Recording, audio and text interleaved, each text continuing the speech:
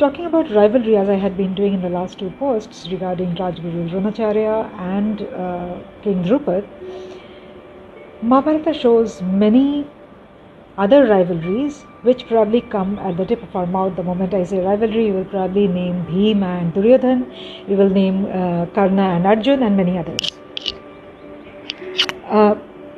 These are two-sided rivalries, and there are also one-sided rivalries like Krishna and Shashupal or Arjun and Ekalavya. I call these one-sided because Krishna did not consider Shashupal a rival, Shashupal did. Ekalavya did not consider Arjun a rival, Arjun did.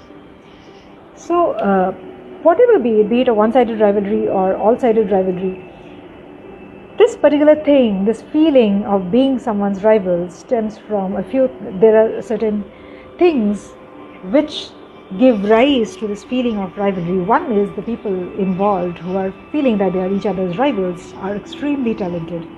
Second is they are afraid of being outwitted or being defeated. They are afraid, they are threatened that the opponent will prove to be more worthy, and so they will prove to be a more talented person or known for their talents far more than the other. So rivalry, the idea of rivalry comes from a place of threat, comes from a place of fear, where one feels that the position of authority will be taken away from that person. This form of rivalry had been extremely glorified in our popular culture, in our oral narratives, and in our various creative translations, and in every other way possible. There is also another kind of rivalry which does not seek the blood of the rival. I don't know whether rivalry is even a fair term to be used for that kind of relationship where two people compete, two people are aware of each other's talent and they don't feel threatened of each other because of the talent of the opponent. I will give you two cases. One is that of Rishi Yagnavalkya and Rishika Gargi.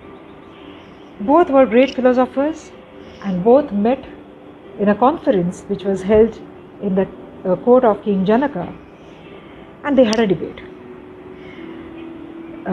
Rishika Gargi is known to be a great philosopher who proposed the existence of the soul, and Rishi Yagnavalkya and Rishika Gargi engaged in a fierce debate around this particular idea of soul, and that debate brought a lot of learning to both, and eventually Gargi became known as one of the Navaratnas in King Janaka's court. This is one. The other is not exactly a part of the original Mahabharata, but it found place in poets' imaginations and the creativity of many other dramatic translators, which is the story of Arjun and Chitrangada, where Chitrangada was a warrior princess. Some say that she is from Manipur, and some texts say that she is from Tripura. But Chitrangada for sure was a warrior princess, and when she met Arjun, she fell in love. But it was not just a love where she wanted to convince Arjun with her beauty. She knew that here was a great archer of the land, and she was pretty proud of her talent in the same field, and she knew that in order to be respected for what she was, or in order for her talent to be recognized, she will have to be known and valued for her talent.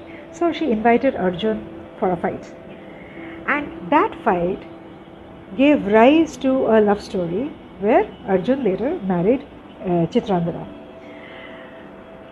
The reason why I love these two stories especially is because here are two men who are, in our ancient wisdom, here are the presence of two men who are not ashamed to be engaging in a war of metal with their female counterparts. So they engage, they fight, they exchange, they try to prove themselves over the other, and they don't feel belittled by the fact that they are fighting with a female. They understand each other's talent, they respect each other's talent, and in due course, they accept each other, they learn from each other, and give rise to something beautiful. Unlike the kind of rivalry where threat plays a major role, fear plays a major role, where every person wants to be better than the other, the opponent.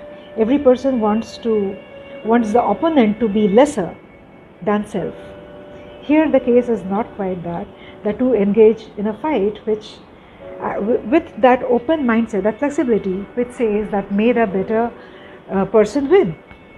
And that's how this kind of rivalry comes ahead, where everybody gains, everybody shares, everybody, when I say everybody, I mean the two or more or rivals, opponents, whatever you call them, they gain in terms of relationships, they gain in terms of learning, and they go back with something positive in their kitty. But when it is a toxic rivalry, it ends up in a war where everybody wants to outshine each other. And wars are such that even if you win, even a win comes with a huge loss, a number of losses. But in this case, we see wonderful relationships developing, which the base of which stands on the fact that two were rivals and the two wanted to see who is better than the other. The second kind of rivalry or competition is not glorified. We don't get to know about it. And that, I feel, is a completely patriarchal conspiracy across the ages. And I say this because if we compete in a healthy way, we tend to win a lot. We tend to respect the gender equations, and gender actually doesn't come in the path of talent. Gender doesn't stop you from respecting the other. Our identity as a gender is very personal. It doesn't come in the way of talent. And that is what these kind of stories tell us, which has been completely suppressed by the society at large. The more toxic kind of rivalry is celebrated. And what happens when you do that is it gives rise to the kind of statements like, I'm sure everybody, all of us have heard things like, हमने हाथ में चूड़ियाँ नहीं पहन रखी है. Men often say that हाथ में चूड़ियाँ नहीं पहन रखी है, हाथ में चूड़ियाँ symbolizes a woman. So हाथ में चूड़ियाँ नहीं पहन रखी है means I am not a woman, I am more capable, I am better. The English equivalence of this is he is worse than a woman. And these are the kind of statements that have appeared time and again in very colloquial conversations without any of us realizing what we are talking about. This is a period when we have the opportunity to go back, look at things, and understand the importance of things from a gender agnostic perspective, and celebrate talent over gender, over cornering someone for their gender identity. This हाथ में चूड़ियाँ नहीं पहन रखी है, I will come back on this on a larger context in the next video. Till then, see you. Bye-bye.